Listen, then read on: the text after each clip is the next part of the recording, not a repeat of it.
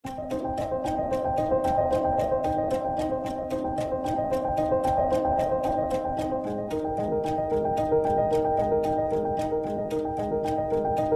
parashikimit se keni ardhur në sot në intervista. Çfarë mund të thoni diçka për karrierën që keni në muzikë?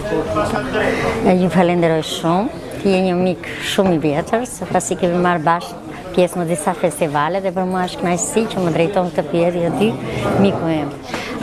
Unë vërtetësisht karrierën artistike e kam filluar pak vonë, pasi siç ishin edhe kohët, gjithë jetën me art jam marrë, por vetë në instrumentin e kam filluar vonë se siç ishte koha nuk ishte instrument atëherë. Dhe detyrimisht ishte një instrument që unë doja shumë flauti.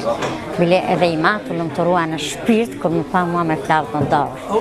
Dhe tha vajzë, kënde jetu ti me atë instrument do jesh e lumtur për gjithë jetën. Si duket mua instrumenti më bashkonte me tingujt e fyllit. Se kur e ke brenda vetes sonde dhe je rritur me polifoni me fyll, patjetër që e dëshiron shumë. Të thuash ti, ku i nifje ti flautin në atë kohë, se në atë kohë ishte shumë vështirë, nuk ishte kudo. Mirë po, mua tingulli i culës më bënte që unë të doja vetëm flautin. Se mendo, unë isha në Himar në një zonë rurale që nuk kishte instrumentat si që janë sot qytetet e mëdhaja dhe ishte. Kështë më të për që flauti ishte instrument i rrallë.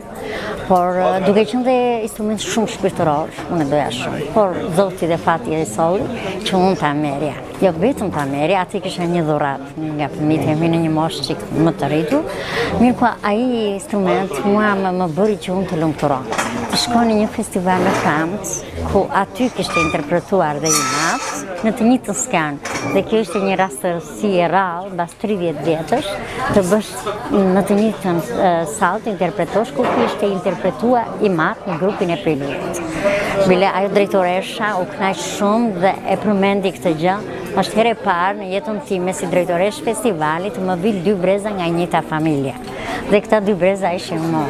Mendo sa emocionale që ishte, që unë sa ti meteroja e emocion do më ndjeki gjatë gjithë jetës. Kam vazhduar pastaj këtu në disa koncerte të ndryshme, kam vazhduar në festivale folklorike, pasi ata nuk bëj dot pa festivalet folklorike.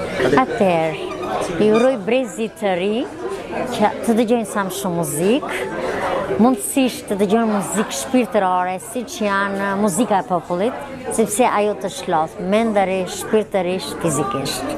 Muzika të bën të jetosh në një jetë tjetër, një botë tjetër. Breziri shumë i lodhur, është shumë i stresuar, sepse është ka vetë jeta e tillë. Po muzika të bën të harrosh gjithçka, të bën të jetosh në një botë paralele. Një njeri tillë jam unë, nga që gjithmonë jam rritur me muzikë dhe dua shumë, dhe më thonë njerëzit pse je shumë allegro, më ka bërë muzikë.